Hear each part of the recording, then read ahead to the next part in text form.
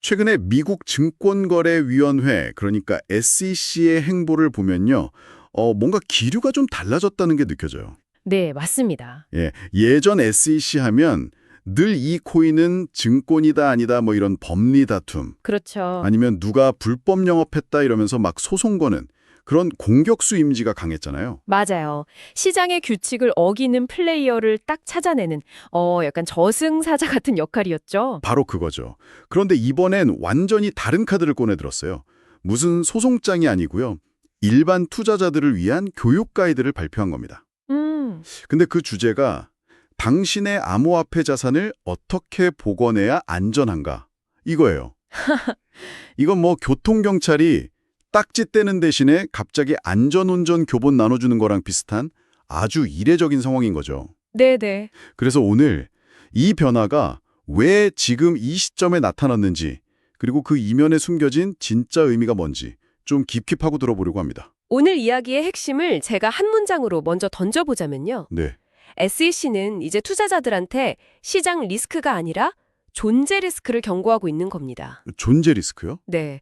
당신이 투자한 암호화폐 가격이 단 1달러도 떨어지지 않아도 당신의 전 재산이 그냥 순식간에 사라질 수 있다는 거죠. 아, 존재 리스크라. 그 말씀은 투자자들이 너무 가격이라는 변수 하나에만 집중하다 보니까 정작 내 자산의 존재 자체를 위협하는 그런 구조적인 문제는 놓치고 있다는 지적이네요. 바로 그겁니다.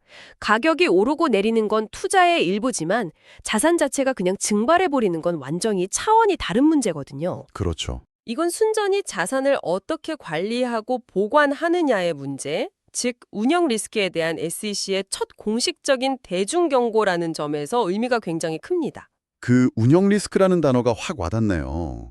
시장 가격은 제가 어떻게 할 수 없지만 운영 리스크는 제가 어떤 거래소를 쓰느냐에 따라서 달라질 수 있다는 거니까요. 네, 맞습니다. 그렇다면 SEC가 지적한 거래소의 가장 큰 운영 리스크는 구체적으로 뭔가요? SEC가 아주 날카롭게 지적하는 게 눈에 잘 안 보이는 두 가지 구조적인 함정입니다. 함정이요? 네, 첫 번째는 재담보, 영어로는 rehypothecation이라는 겁니다. 재담보라. 단어는 좀 어려운데 이게 전통금융에서도 고객 예탁금을 활용하는 경우가 있지 않나요? 암호화폐 시장에서 유독 이게 더 위험하다고 보는 특별한 이유가 있을까요? 아주 좋은 질문입니다. 전통금융, 특히 증권사에서는요, 법의 아주 엄격한 통제 아래에서 제한적으로만 허용이 돼요. 아, 법적으로요. 네, 고객 동의는 당연히 필수고 재담보할 수 있는 금액 한도까지 다 정해져 있죠. 그렇군요. 근데 암호화폐 시장은 어떻습니까? 규제의 회색지대잖아요. 맞아요. 그러니까 고객 동의도 없이 심지어는 약관에 아주 작은 글씨로 슬쩍 숨겨놓고 고객 자산을 그냥 마음대로 가져다 쓰는 경우가 비일비재했던 거죠. 와, 제 돈으로 레버리지를 일으켜서 자기들 사업을 한 거군요. 그렇습니다. SEC가 FTX 붕괴 보고서에서 가장 끔찍한 사례로 꼽은 게 바로 이 부분이에요. FTX. FTX는 고객이 맡긴 비트코인이랑 이더리움을 담보로 잡아서 자회사인 알라메다 리서치에 수십억 달러를 대출해줬어요. 세상에. 그리고 알라메다는 그 돈으로 위험천만한 투자를 하다가 실패했죠. 그 손실은요, 고스란히 고객들 몫으로 돌아온 겁니다. 고객 자산이랑 회사 자산 사이에 방화벽이 전혀 없었던 거예요. 생각만 해도 정말 끔찍하네요. 결국 고객 자산이 그냥 거래소의 비자금처럼 쓰인 셈이군요. 그럼 두 번째 함정은 뭔가요? 자산 풀링의 문제입니다. 자산 풀링이요? 네. 대부분의 거래소는 운영 효율성이나 비용 절감 때문에 수천, 수만 명의 고객 자산을 하나의 거대한 지갑 주소에 다 섞어서 보관하거든요.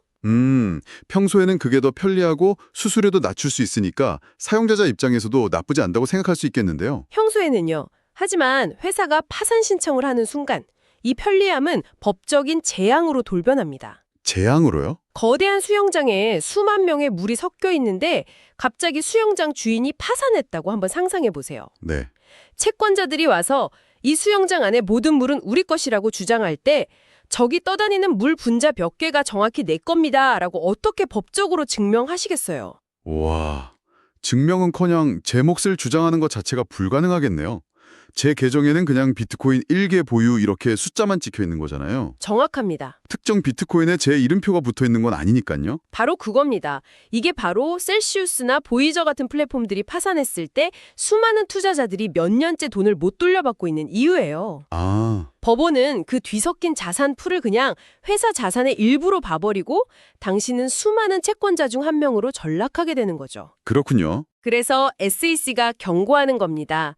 당신의 자산이 단순히 장부상 숫자인지 아니면 법적으로 분리되어서 보호받는 실물인지 확인해라. 확인해라. 네, 파산했을 때 다른 채권자들보다 당신 자산을 우선적으로 돌려받을 권리가 보장되는지 약관을 샅샅이 뒤져보라는 아주 강력한 요구입니다. 거래소에 이렇게나 많은 함정이 있다면 해답은 좀 명확해 보이는데요.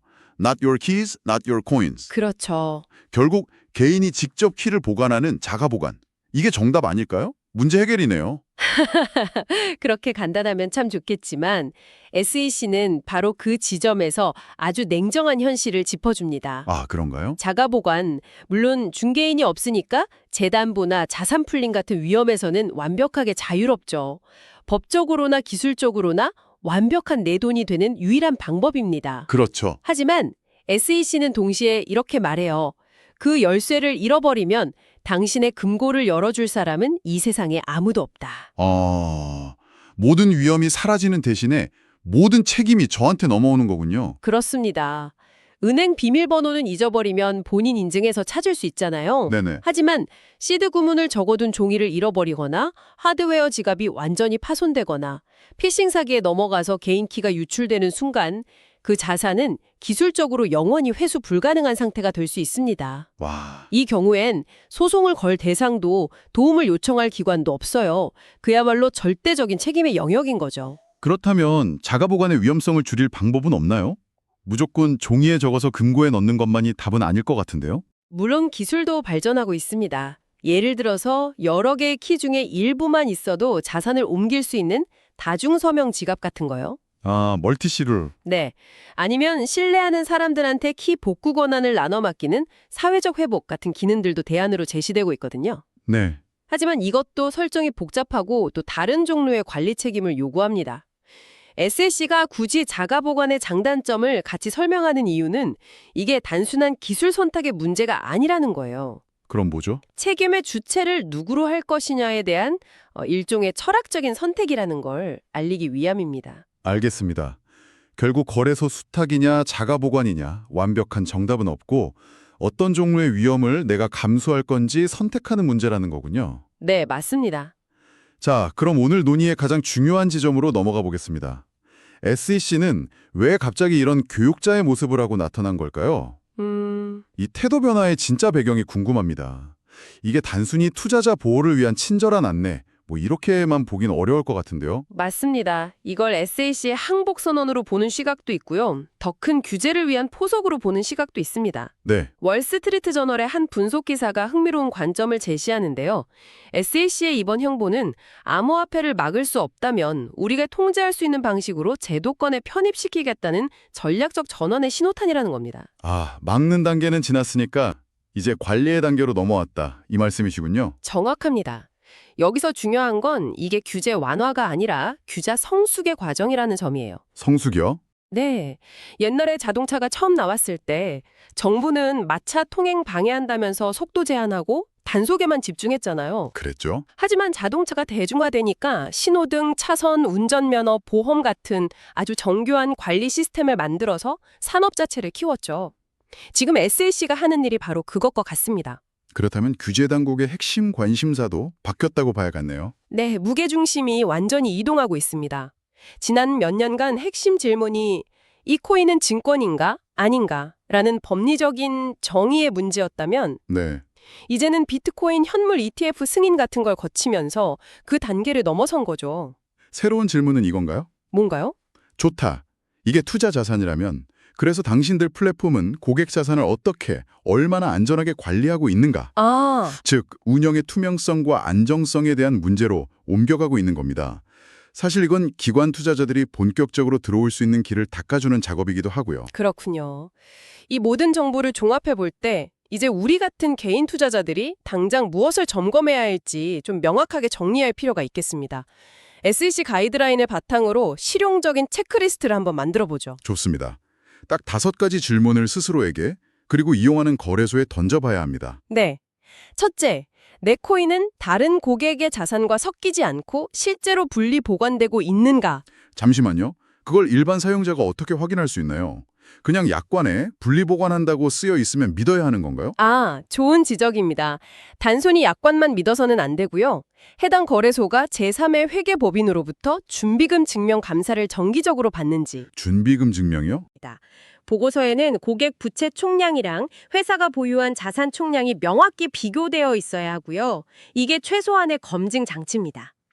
알겠습니다. 준비금 증명 보고서 공개 여부.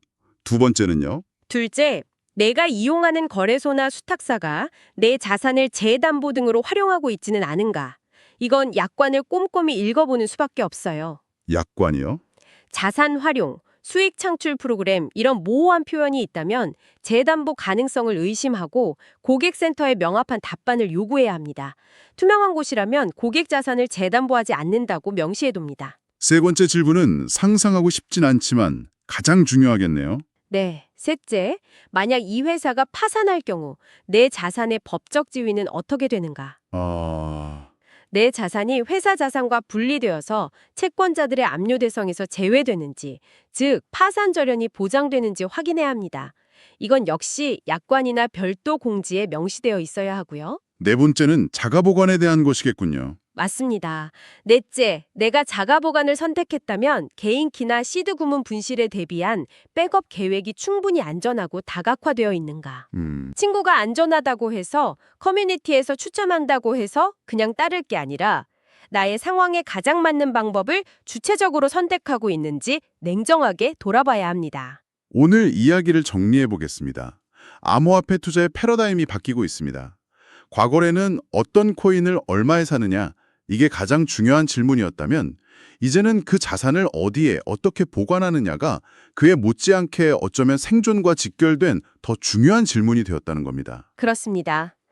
같은 1억 원어치 비트코인이라도 준비금 증명을 갖춘 투명한 거래소에 있느냐, 재담보가 의심되는 불투명한 플랫폼에 있느냐, 아니면 내가 직접 관리하는 하드웨어 지갑에 있느냐에 따라서 그 자산의 실질적인 안전성은 하늘과 땅 차이가 될 수 있다는 사실을 SEC가 공식적으로 인정한 셈이죠. 마지막으로 이런 생각을 해보게 되네요.